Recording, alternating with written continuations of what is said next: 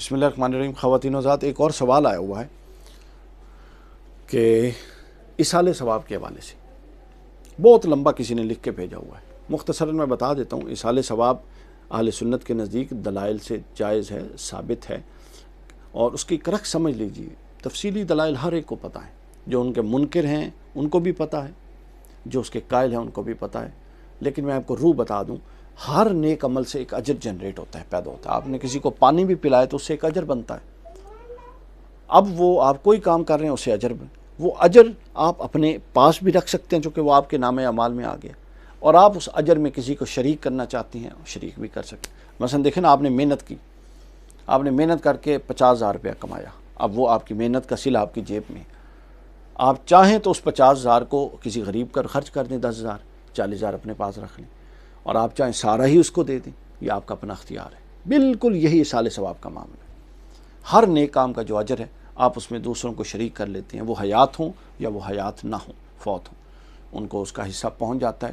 بہت حضرت سیدنا عثمان کا کنواں خریدنا اور دوسرے صحابہ کا جا کے اپنے وصال شدہ والدین کے لیے روزے رکھنے کی اجازت اور حج کرنے کی اجازت، یہ سارے دلائل اس کا حصہ ہیں۔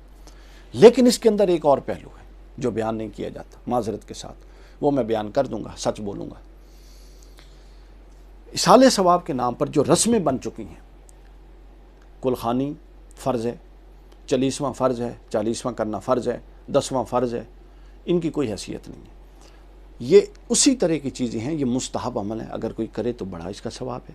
لیکن آج جو ان کی صورت ہے، میرا خیال ہے ان کو بین کر دینا چاہیے، کلخانی کو، 40ویں کو۔ کیوں؟ جن کا باپ مرا پڑا ہے، 500 بندہ دروازے پہ بیٹھا ہوتا ہے، اب ان کو یہ ٹینشن ہوتی ہے کہ اب 10 دیگے کہاں سے بنوائیں، یعنی کہ یتیموں کا مال کھانے والی بات ہے۔ ہاں، جو افورڈ کر سکتا ہے بالکل نہیں، یا اگر آپ کو اتنے اصالِ ثواب کا شوق ہے تو آپ خود رشتہ دار ہمسایہ کیوں نہیں ایک ایک دیگ ارینج کر کے جاتے، یار ان کا باپ مرا ہے، ان کی ماں مری ہے، ہم کھانا ارینج کر دیتے ہیں۔ ایک ٹرینڈ یہ بن گیا، روایت غلط ہے، میں اس کے تصور کو میں نے واضح کر دیا۔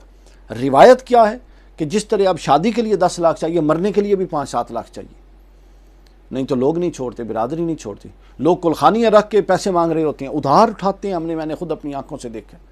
یہ ناجائز ہے، یہ یتیموں کا مال کھانے والی بات ہے۔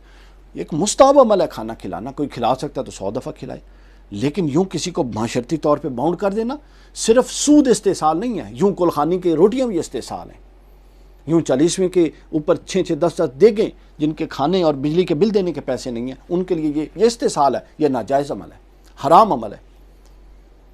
اچھا، اس سے آگے چلیے، یہ اس کے اندر ایک دوسرا معاشرتی پہلو تھا۔ پھر اس کے اندر ایک تیسرا معاشرتی پہلو ہے، وہ بھی لے لیجیے۔ تیسرا معاشرتی پہلو یہ ہے، اعتقادی پہلو، معاشرتی پہلو ہو گیا، پہلے میں نے نفس مسئلہ بتایا، پھر معاشرتی پہلو، اور اب اس کا ایک اعتقادی پہلو لے لیجیے۔ 80% جو ہمارے ہاں علماء بیان کرتے ہیں، تقریریں کرتے ہیں اصالِ ثواب کے عنوان پر اور کلخانیوں پر اور 40ووں پر، وہ ایسا پورٹریٹ کر دیا انہوں نے کہ چاہے اپنی زندگی میں کوئی شخص اس قرآن کو اٹھا کے ہی نہ دیکھے، یہ قرآن ہے جو میرے رب نے، جس میں رب نے انسان سے خطاب کیا ہے، اس کے اندر اللہ نے احکام دیے ہیں بندے کو۔ ایک شخص جس نے ساری عمر 60 سال کی عمر پائی، عقل پایا، شعور پایا، دولت پائی، سب کچھ پایا، لیکن اس کو اٹھا کے نہیں دیکھا، اس کے احکامات سے جنگ کرتا رہا اور اس کا باغی رہا۔ تقریر ایسی کرتے ہیں کہ لوگ سمجھ جاتے ہیں کہ اصالِ ثواب کرتے رہو تو ہوتا ہر شے کا الٹرنیٹ ہے۔ جو قرآن مردے نے اور صاحب قبر نے دنیا میں پڑھنا تھا اور اس پر عمل کرنا تھا، اصالِ ثواب کبھی اس کا الٹرنیٹ نہیں ہے۔ اصالِ ثواب ایک عارضی ریلیف ہے، ریلیف ہے۔ ایک شخص ساری عمر نمازیں نہیں پڑھتا رہا، ساری عمر قضا رہی، تو کیا اب ساری عمر اگر کوئی شخص اس کی قضا ادا کرے تو وہ اس کے الٹرنیٹ بالکل برابر ہو سکتی ہے؟ یہ عقل کے بھی خلاف ہے۔ اس تو اللہ کا نظام، وہ عدل ختم ہو گیا۔ دیکھیے نا، اگر کسی کے پاس پیسہ ہے، وہ 24 گھنٹے 4 بندے ہائر کرے اور وہاں پہ بٹھا دے بچوں کو، ہر وقت یہ قرآن مجید کی تلاوت ہو رہی ہے، اور وہ شخص ظالم ہو، باغی ہو، مطلب اللہ اور اس کے رسول کا مجرم ہو، ظلم کرنے والا ہو، بد کردار ہو، تو کیا اصالِ ثواب اس کو بچا لے گا؟ ایسا پورٹریٹ کر دیتے ہیں۔ اصالِ ثواب کی محفل میں تو یہ بتانا چاہیے کہ عمل کریں۔ آپ میں سے ہر ایک کو مرنا ہے۔ ہم اصالِ ثواب کو اس طرف لے کر آ گئے ہیں کہ یار بس بخشے بخشائے، ہوا میں جناب یوں ہوگا یوں ہوگا، وہاں پر پہنچے تاش آ جاتے ہیں، لوگ کہتے ہیں جی، وہ مردہ پوچھتا ہے جی کہاں سے یہ آ گئے، کیا اس کا حال ہوگا بیچارے کا، ہمیں کیا معلوم۔ لہٰذا اصالِ ثواب کبھی، یہ عارضی ریلیف ہے، یہ عارضی ریلیف ہے۔ یہ اس قرآن، اس نماز اور اس عمل کا الٹرنیٹ نہیں ہے جو صاحب قبر نے دنیا میں کرنا تھا اور وہ نہیں کر گیا، وہ اس کا بہرحال عذاب بھگتے گا، اور یہ اس کا الٹرنیٹ نہیں ہے، یہ اس کا الٹرنیٹ نہیں ہے، کبھی بھی نہیں ہے۔